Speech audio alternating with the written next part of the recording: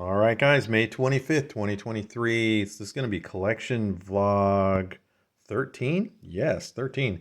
I had to get rid of a few of them, so I'm starting to rebuild again, and I've been focusing a lot on my BMX videos in the last couple of weeks. I realized I was behind on these. My view count on my collection videos is lower than like the BMX related videos, but I'm still going to work on this because I still have faith that it's going to catch fire eventually. Okay, so here's what's going on. It's May 25th, and this is a unique month because we got Memorial Day coming up on Monday. So that's okay. It's great to have a 3-day weekend. The problem with a 3-day weekend is I'm going to lose one business day. And this month, I'm pretty consistent, but I noticed that I'm not killing it either because I had a really good lead at the beginning of the month, and then my team caught up to me, and then I just got swallowed up by the pack. And then this morning, I was looking and I go, "Holy crap! Sitting in eighth place, which is essentially last place for my team." So I go, "Oh boy, you know." And here's the thing: when something like this happens, the first thing is you get super negative, you get angry. You get angry if you care, and I obviously care. I don't like to be sitting like that. Now, the difference between first place and eighth place is very minute. It's just a percentage point, and in some cases, not even a full percentage point separating me from the other guys. But that doesn't make me feel any better. All I do is I see where the top guy is and where my name is, and that lit a fire under me this morning. So here's what's going to happen. Now, I can look at this from two perspectives. I can look at this from a collector perspective and go, "Oh my God, what am I doing wrong? I don't get it. I've been trying every day. Make my calls every day." That is a normal reaction, and a lot of you are going to feel that. From a manager perspective, when I was a manager, if someone came in my office and said, "Hey, I don't understand, Dan, I'm behind. I'm trying super hard. I'm doing everything I'm supposed to be doing. No one's answering the phone." You hear all of the challenges from the collector. And now that I'm collecting, I'm saying these challenges to myself. So the manager side of my brain goes, "Okay, let's analyze what's happening." And there's a few things that I found some shortcomings in myself. One, I haven't been consistently sending out my email communications to my customers. And so, or to my, so what I noticed is when you send out the email communications, typically every morning when I log in, I'm going to see a few responses. Now, you might send out 15, 20 emails and get one or two responses, maybe three. And that's okay because remember, it's a numbers game. But if I'm slowing down or skipping the emails just because I'm showing lazy tendencies, so in other words, I don't feel like doing the email right now, so I'm just going to keep making phone calls, and that's a shortfall for me. So I said, okay, I got to start sending out emails. And my supervisor even pointed out to me, she goes, "You got a lot of accounts where you haven't sent out a template." And what she means by that is an email template. So I said, okay, I'm going to start getting busy on that. So about 2 days ago, I started really focusing on that. And this morning, as I was making my phone calls, I quickly would look to see when's the last time I tried to do an email. If it had been more than a week, I'll try to send out another email to try to spark a contact, because that's all it comes down to, is sparking a contact. And I've mentioned that in previous videos, is that once you get the person on the phone, that's half the game right there. And there's always going to be a good chance that you're going to resolve it, especially if your experience level and skill level has improved. And where mine, I feel like I've been doing this so long, all I have to do is just get the guy on the phone and I can more than likely resolve it. So that's one, I got to improve the email count. Two, I was analyzing my phone calls. So I'm sorry, my phone call count. And my phone call count, although my average phone calls were about 100 to 108, I was like, well, is that enough? I mean, I could use excuses like, well, I was doing emails, or I was on inbound duty that day, or maybe I just wasn't as focused as I should be. That is an easy fix. One of the easiest things you can fix in the collection world is your activity. So if your results are not where they need to be, then you have to fix your activity. And so I know I have to pick my phone calls up. So that's number two that I need to work on. And then lastly is, as I'm assigned my client list of accounts, when I do get a promise to pay on somebody, the promise to pays are sitting there unresolved. So in other words, I'm not consistently calling them back to try to resolve the account. As I went into some of them this morning, I go, man, I talked to this guy like 2 weeks ago, and he was going to pay me on this day, and he hasn't. But the worst part about it is I didn't call him back. So I'm like, wow, there's no phone call, there's no follow-up email, there's just nothing. It's me just going, there's so many accounts, I'm just going to keep going to the next one.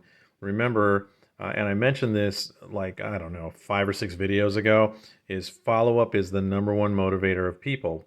That was taught to me at the beginning stages of my career, and you have to use that attitude. I have to follow up. I have to be relentless. Let's think of it this way. When you go into a car dealer and you're looking at a car that you potentially may want, even if you don't intend to buy the car that day, which is in most cases, the salesperson is going to ask you for your contact information if they're a good salesman. And this is all that I've noticed. I've never been a car salesman, but if they ask you for your contact information, they're going to say something like, hey, you know what? I didn't sell you a car today. If something comes in that I think you might like, I want to be able to contact you. That is a good salesman. And guess what? The good salesman, the actual good salesman, will call me. Like, let me give you an example. Years ago, I wanted to buy a Dodge Challenger. It had just came out, and it was like super expensive, even for the base model. And I go, yeah, I'm not going to pay 40 grand for a base model car. It's just not going to happen.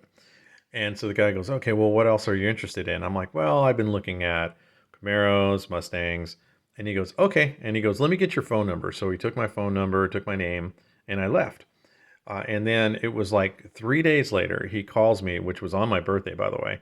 And he goes, hi, is this Danny? I go, yeah, this is me. This is me. He goes, hey, guess what? I go, what? He goes, I got something I think you're going to really, really like. Why don't you just come down and talk to me really quick? And I go, well, what is it? He goes, I got a trade in on a black Mustang GT. It's loaded. Come check it out. And I said, okay, and I had nothing to do that day. It was my birthday. I was off work. So no intent to buy the car, but I went down to the dealership. I saw it. It was a fraction of the cost of what the Challenger was going to cost me. I drove it, loved it, got it. And that was like a good example of following up. Although that's auto sales, and it's not collections, but there's a lot of similarities in the sales world versus the collection world. Very, very similar. And so what you want to do in this case is someone gives you intent that they want to pay their account. It's up to me and you to follow up on it, because what's going to happen if someone tells you, I'm going to pay you in a week? Well, life's going to happen. They're going to have other bills come up. They may get sick, have shorter hours that week. You become less and less of a priority unless you follow up and remind them, hey, we made an agreement. Let's do this payment. Boom, boom, boom. Anyway, my break's about to end here, so I am going to go take a quick restroom break, maybe refill the coffee, and then I got to get back at it. Now, the good news, though, today is I'm super focused. I've already resolved 5 accounts because I told myself this morning, you know what? I don't want to be in last. I'm going to get in first. I'm going to try to do that in a couple days. I'm going to try to resolve 20 today. Now, I know that sounds like a lot, but I think I can do it. I did 5 already in the first couple of hours. So I have a lot of accounts that have broken promise to pay, so I'm going to follow up on those, and I'm just going to really go for it today and stay super focused today. All right, I'll talk to you guys in a little while. Let's make it happen.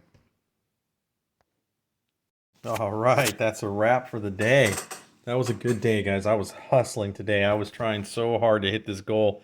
I told myself, if you remember earlier, I indicated I'm going to try to get 20. That was my objective. I really wanted to get that 20.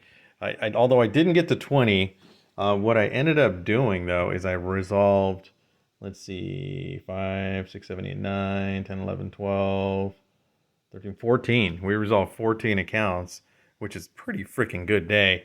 2 of them are not mine, though, so I'm only going to be able to take credit for 12 today. So we'll take it. Not a bad day. 12, and the balances on those 12 that I resolved were fairly decent, too, so that's definitely going to help me quite a bit. So come tomorrow when the stats come out, I'm going to take a quick look and see how I progressed. I think I did really well today. I'm positive I got myself out of that hole that I was in, because that was driving me crazy this morning. And that's what I was going to talk about a little bit, is the negativity factor that goes along with working in collections. And realistically, the negativity factor I'm going to talk about, it can go with really any job. And here's what I'm talking about. When you're working in the collection environment, you're surrounded by your peers, and your peers are, in some cases, the most difficult people to be around because their perception of the job really is not your perception. They may be looking at it as like, this is no good, this bonus schedule is no good, they don't want us to hit, they're going to keep moving the carrot. I've heard every negative conspiracy theory you can think of over the course of all these years I've done this. And the main thing is that you cannot be susceptible to those negative influences. You just can't accept them. Because the reason being is if someone's being negative about their outcome, they really want somebody to buy in on it. It's so the old adage is misery loves company. So if somebody is struggling and they're in the break room or on a phone call with you or texting you or whatever it is, they want you to say, yeah, it sucks, it's horrible. They want to hear the same thing from you. And it's tough for me sometimes because growing up on this, it's really easy to make friends in the office if you guys all have the same point of view. Oh yeah, it's jacked up. And one of the things that I tried to do even when I was in my 20s is not accept that information as correct. If someone says, well, we can't hit because the business they're giving us is no good, we can't hit because the goal's too high, we can't hit because we just don't have enough accounts, we can't hit because blah, blah, blah, blah, blah. I can just go on and on and on. And yeah, I would listen, lend an ear, but in a lot of cases, I would always end with giving them advice, even when I'm not a manager. So, like I said this morning, I knew I had fallen into eighth place. And I'm like, oh, that's horrible. And the only person I have to blame is myself because this is an individual sport, man. This is not a team effort. Your results are based on what you are doing, no, not so much what everybody else is doing. Now, there is companies I've worked for that offer a team bonus. So what happens in that scenario is if the team performs well as a whole, there could be an added incentive for you as well. And that's awesome. I love team bonuses. The reason I loved them is because it would prevent you from having complacency. In other words, you hit goal, but you realize the team hasn't hit goal yet. So it would force you to push harder and push harder because you wanted to get that extra incentive in your bonus check. And that's what used to get me going. In some cases, that incentive, depending where you work, I think the best incentive I ever had was like an additional $500. So if I earned $1,500 in commission and my team hit the goal, I got another 500. Now it's 2,000 in commission. So that's a big deal to me. I wanted that. And so I would push super, super hard for that. And here's a funny story about that. I remember I was on a team. I was a first level supervisor, so I was collecting, but I had a team of 8 people, and we were behind the 8 ball in the team goal. Like I hit bonus, there was about 5 of us that hit goal, but there were still 3 that were really far behind, so we were short for team goal. And I remember having a meeting in the morning. We would stand up by our little whiteboard, and I told everybody, I realize most of us have bonused, but I really want that team bonus. So we really need to push today. I try to get everybody involved. And it was the last day of the month. And I was working with this lady, and she was on the older side. She was older than me. And she just would not take a payment that counted let's say, for May. She kept post dating payments for June. And I was like, she did it once, she did it twice. And then finally, I'm like, hey, what's going on? Why are we collecting for June? And she said, hey, that's when they want to pay. And I go, oh, okay. So when she did the third one, I was like, okay, something's totally wrong. I remember I went back into her accounts, recalled all 3 of them, and I asked them, can you pay today or does this have to really be in June? All 3 of them said, I'll pay today. And so I had to cancel her arrangements and reschedule them for that day. And she got super mad. I remember she went to my manager and said, hey, he's blowing all my fast start accounts. And you're calling them fast start. I'm calling them sandbagging because that's what you were doing. You were taking money that you knew very well that you could have got for this month and you postponed it for next month. And when we were in a meeting, I was getting disciplined for it as well. So it was probably a bad decision. But when we were in the meeting with my manager, he was asking me what motivated you to do that. And I said, well, listen, we have a team goal. We're so close to it. And she is sandbagging, and there's no reason to do it. And then her response was, well, I already hit goal. I already did my part. What else do you want me to do? I need to get these fast start in order to make sure I hit next month. And I remember thinking about what she said. And although I understood her perspective about the whole thing, the problem with that mentality is that you don't trust your own ability. You don't trust your skill. You don't trust it because you're saying, I can't hit in 20 to 21 business days. I need the extra day in order to bonus. And that's totally false. Because if you think about it, throughout any given month, you can get sick, you can take a vacation day, anything can happen, and you would still manage to hit goal. So in her mind, she had decided this is the maximum amount that I can do. I can't go any higher than this. I need to use all this time. And this whole thing reminds me of a story that I heard from a motivational speaker. And I want to say it was, man, you know what? I can't remember who it was. And, but anyway, there's a flea concept. And the concept is this: a flea has a huge vertical leap. A flea could jump 10, 20 times its height. But if you take a flea and you put that flea in a jar and you put a lid on the jar, the flea will jump until it hits the top of that jar, and then it'll come back down again. It'll just keep doing that and keep doing that until the point it realizes that, oh, if I jump too high, I'm going to hit my head on this ceiling. So it stops just before it hits that top of the cap, and it goes right back down again.